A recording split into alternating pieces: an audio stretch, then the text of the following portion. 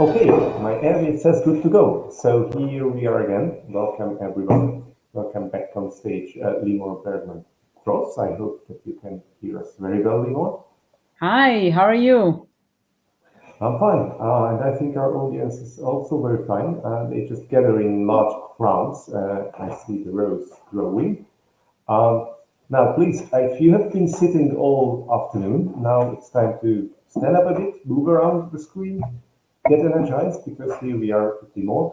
Uh, she's been quite back engineer before, uh, that VMware and DigitalOcean and things.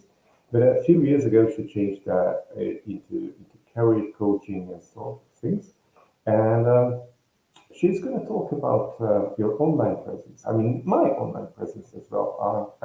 And it's interesting to see how these career tools change over the years. And I'm eager to listen to what you think about that. So the floor is yours. Do you want to share some Yeah, slides? I'll share some slides. Now, I have to warn you, I mean, we have only 20 minutes, even a bit less, so there's so much I can do in that short amount of time. So let's get started. So I think, Laszlo, thank you so much for the introduction. I don't know why I see everything in pink or like purple. I don't know why, but doesn't matter. We'll just use what we have. So I have over 20 years in the tech industry. I was in engineering and engineering leaderships for many years, and I moved countries. So I'm based in Israel right now, but I moved to the US in December 2010. I left my job in Israel, moved to the US, and I didn't know anyone, didn't have any connections, and had to start a career there. And I wanted to share with you my journey and how I was able to land a job and then switch jobs without even looking. And the jobs found me, which was great. And the more interesting thing was that I got offers from companies and roles that I never thought I could. Just because a typical LinkedIn search, you search like within your radius, and those companies that approached me were not necessarily based close to me. So it was very, very interesting. And just kind of to share with you, um, this is like my inbox look like, like getting those incoming requests from recruiters about opportunities is great. It's not just great to get the opportunities instead of looking, but also the boost to your confidence. So I want to kind of share with you today what I did in order to get to this situation. So let's just step back a few years back to when I moved to the US. This is me with my husband and 4 kids. Back then, they were very, very young, and we were busy. Uh, Now they are much older, but as I said, I mean, it was a struggle. I mean, we moved, and I didn't have a lot of connections. I didn't know anyone basically other than my husband there. And I had no job. I had 4 young kids. They all went to private school. So we were barely making ends meet, getting savings and all that. And I was very stressed out. So what I did was starting to look for a job, which was a complete failure for the first few months. I did all the things that I thought I should do. I contacted recruiters, I submitted hundreds and hundreds of job applications, and I didn't get a lot of responses, if at all. I mean, it was very, very frustrating experience, and obviously it really hurt my self-confidence and self-worth. I thought, well, maybe I'm in the wrong profession. Maybe, there's something wrong with me and I should do something different. And then I just had an aha moment. Basically, I realized that I have to do something different. So what I did is I actually went skiing. So I took a little bit of break, and I do recommend it a lot to people who are, in the job search or doing something that is hard and frustrating. And I know how hard it is to look for a job and to interview. And sometimes you just need to take a break and relax and do something fun, and then go back and continue. So that's what I did. I mean, I lived in Colorado, so I was fortunate to have beautiful mountains, and there I could go skiing, which I really like. So that's what I did. And then, when I got back to the job hunt, I figured out that I needed to do something different. And I then, switched.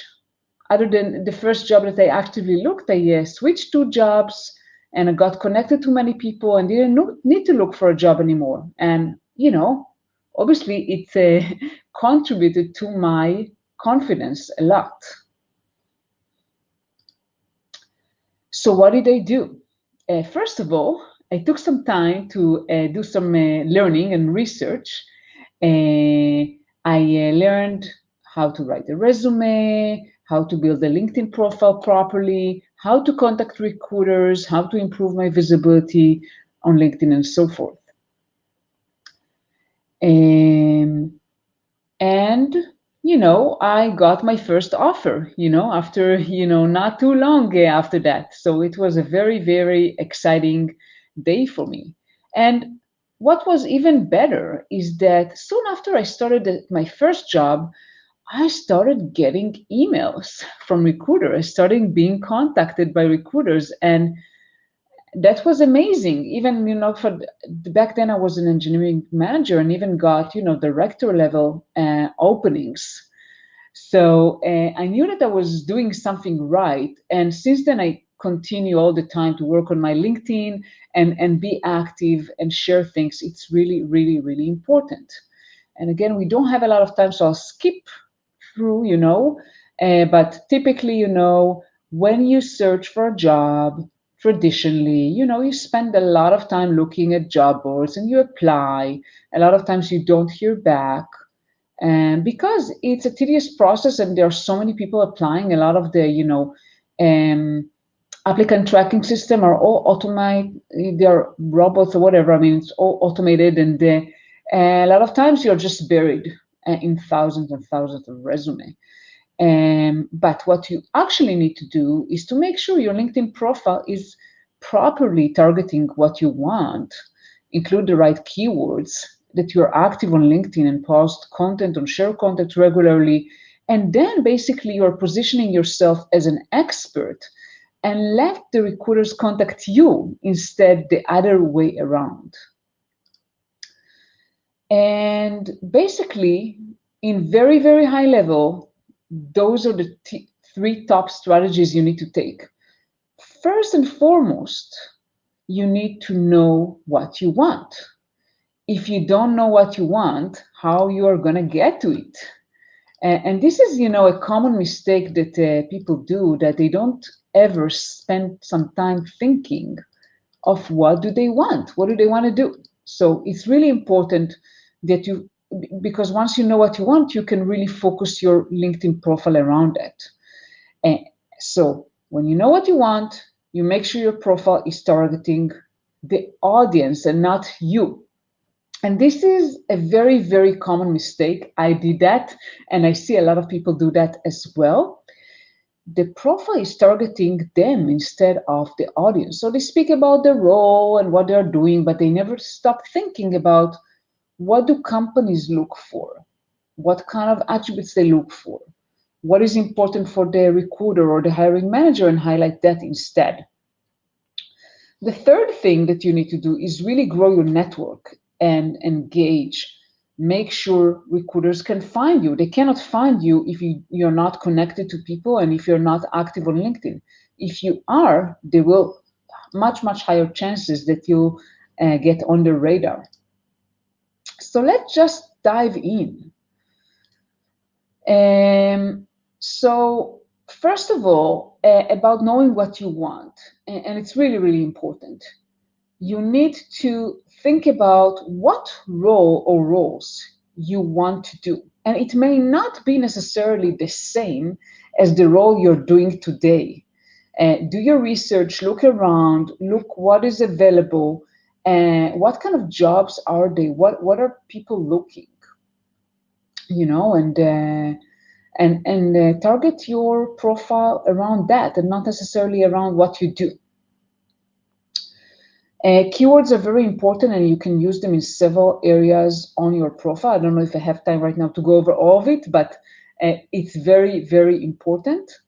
And make sure to look at and jobs you would like to do and include, as I said, the right keywords that are included in those job posts in your profile. And this is just a quick example. I don't know if you can look, I don't know if you can see the slides properly. I don't see them very well. Let me know. For me, it looks kind of purplish, but you just look for a job. It doesn't necessarily need to be where you are at. It's just for research. You look for, you use some word cloud tools or whatever, and just see what kind of keywords those companies are looking for. This was an example that I did. I think it was on project management. And, there were several words that were highlighted there. So you need to make sure that you're using the same keywords, and you do it in multiple jobs, not just on one, and then kind of extract what are the right keywords to include in your profile. Just to give you an example of someone I was working with, she was in test, in QA, and she wanted to become a DevOps engineer. So at least the first step was done, right? She knew what she wanted to do. And as you can see, it was not exactly the same role she was doing. So obviously, all the profile was around QA and testing and not about DevOps. But she did have a lot of skills that were relevant to a DevOps engineer. So what we did, we worked on looking for DevOps roles and looking for what kind of skills and what kind of qualities do hiring managers and recruiters are looking for in a DevOps engineer, and we adjusted her profile accordingly. So basically, we wanted to see what they're looking for and how she can stand out as the candidate to showcase the things that she has done that are relevant. And as I said, you need to target the audience and not you. So what are they looking for? What have you done? Not just writing, oh, my job was to test or whatever, but what have you done above and beyond? What are the things that really you have excelled in? And this is just showing kind of a piece, obviously I don't want to share her name and all that, but kind of, a piece of what her profile looked like. So she started to write, what the things that she was doing that were relevant to a DevOps position. And this is just a small tip.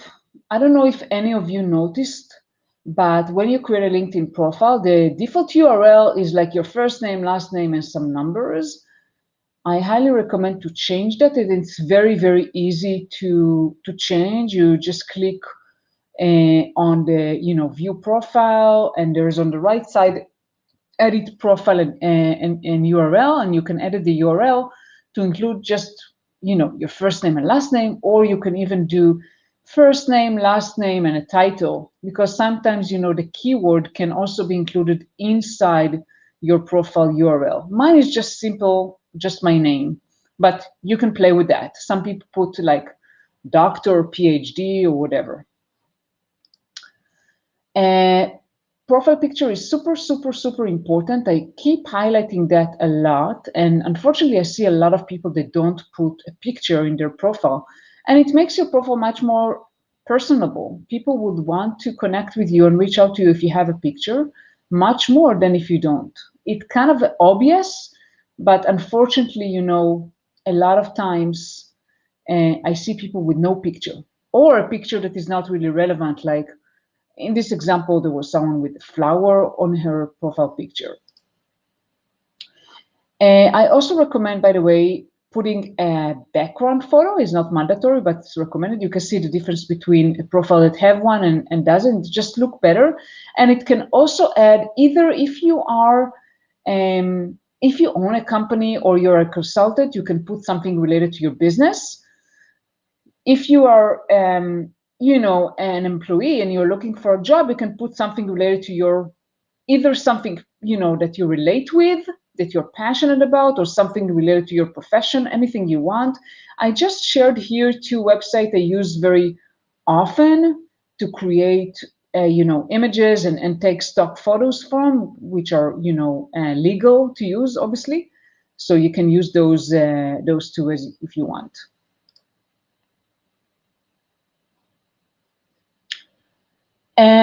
This is the LinkedIn headline is the place that most people that I see on LinkedIn really do not utilize properly. Because by default, LinkedIn is putting your latest job title and the company you worked at. And this is not the best use of this real estate. What you should do is to use this real estate, to use all the keywords that are relevant to your expertise and what you're looking to do. And you have 120 characters, and I highly, highly recommend to use all of them. So I just gave you an example, 2 examples actually. This person, Brett Todd, that is, you know, put some social branding, social media. He used several keywords, as you can see. And another person that I just found out that put help desk, technical support, desktop support. So you can see they're using multiple keywords instead of just using, you know, I'm a, I don't know, software engineer at such and such company. By the way, someone asked a question, I'm looking for job opportunity, how can you help me? First of all, I mean, I have a full training. I mean, you can reach out to me on LinkedIn. I think Laszlo or someone put here my URL in the chat box, so you can definitely connect with me. I have a full training on LinkedIn, or, you know, I'm also, you know, providing coaching services. So if you want to work with me, great. If not, I also have free resources, which I'm happy to share.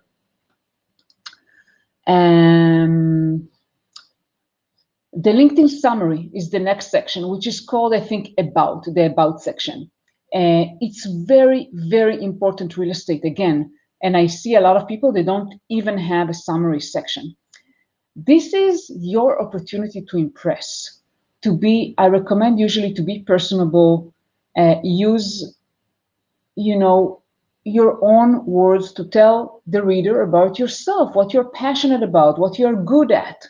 Basically, you want to convince the reader, you know, if you're looking for a job, it means the hiring manager or the recruiter, that they should talk with you. So tell them something that kind of you feel that represent you the best. Take into account that recruiters and hiring managers, they go over thousands of resumes and profiles. They don't have a lot of times, and typically they spend a few seconds on each profile. So the LinkedIn summary should be concise and clear to tell your story. I also recommend people to use the first person narrative rather than third person. And that's my personal advice. I do see a lot of people use third person narrative. I just think it's more personable and helps people to connect with you better. I'm just giving here some examples of summary sections I liked, and see here that you can put also some attachments as well. And this is another example, a little bit longer, about someone from marketing that talked about what they do and also what they are experienced at. So definitely utilize that section.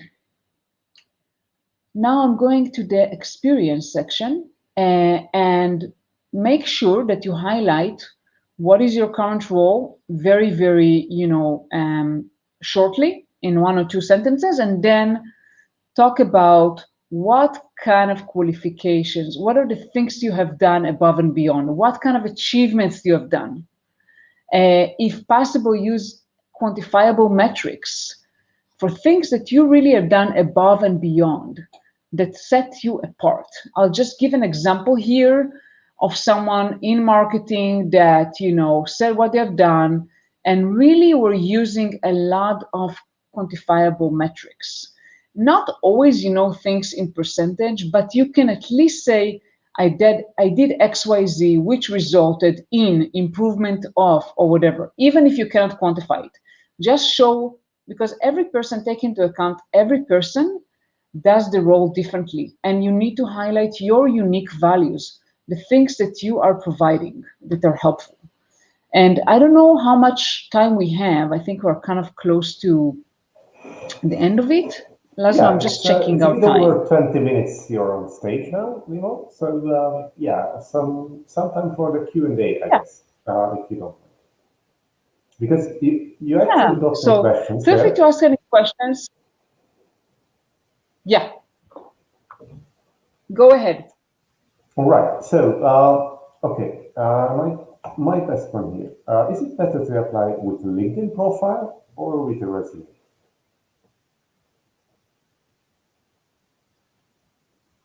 I think the answer is the best way to apply is through someone who worked at the company. I don't know if it matters really, to be honest. I don't know if it matters whether you apply with LinkedIn or with a resume. Typically, even if you apply from LinkedIn, the recruiters will ask you also to email the resume. For some reason, I don't know why, they like to keep the resume in their system. But the more important piece is you want to make sure that you're actually being approached, that someone notices you. And I found out that the best way to be noticed is through referrals. And referrals doesn't have to be people who work with you or know you very well. If you connect, if you work on connecting to people, then you can find people that are somehow you're connected to and can help you, just kind of refer you to a job. And that can really help you because companies always like to hire people, that are referred. They always give that a priority. Okay. Meanwhile, you might switch off the screen share if you will, so that we see you larger on screen. Yes. Question. How should a beginner use LinkedIn? As beginners and fresher always face experience problems. I'm not sure if Violetta means that she's a beginner within LinkedIn, so new on LinkedIn, or a beginner as an IT specialist, but I guess the latter would be the question. Yeah, I'm not exactly sure what is the question, but how do you begin? I mean, LinkedIn, kind of walk you through how to fill your profile. I think the most important pieces is your picture, your headline, your summary section, and your recent job. And then start building your network. Start thinking about all the people you know, your neighbors, your friends, people you work with in the past, and start making the connections. Start joining events like this one, right? Network. Start to meet people and increase your network. Thank you, Limor. Next one up.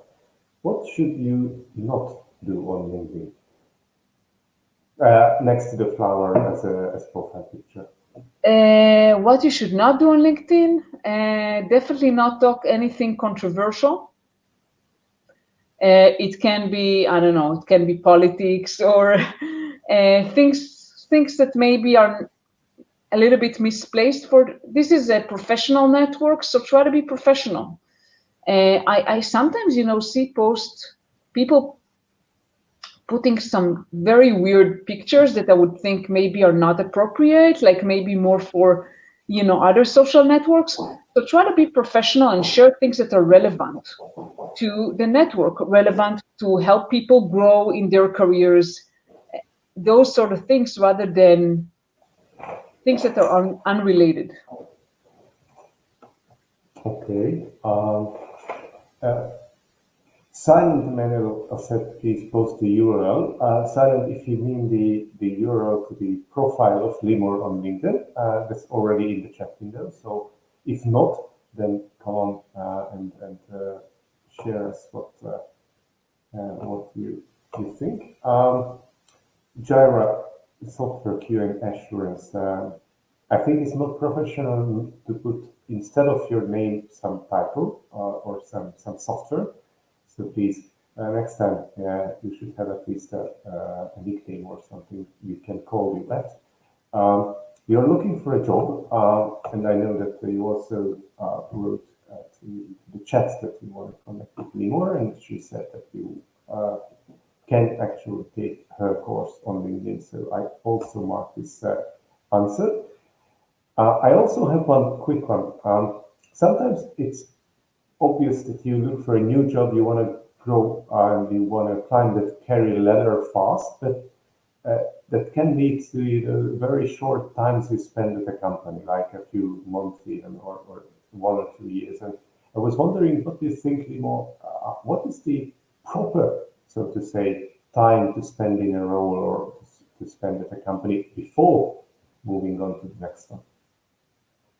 Yeah, I know people today, I mean, it's not like 20, 30 years ago, or, our parents, my parents used to work at the same place for all their career.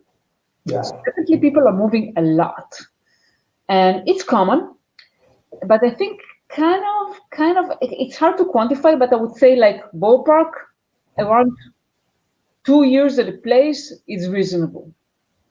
If you switch jobs every few months, it may look suspicious.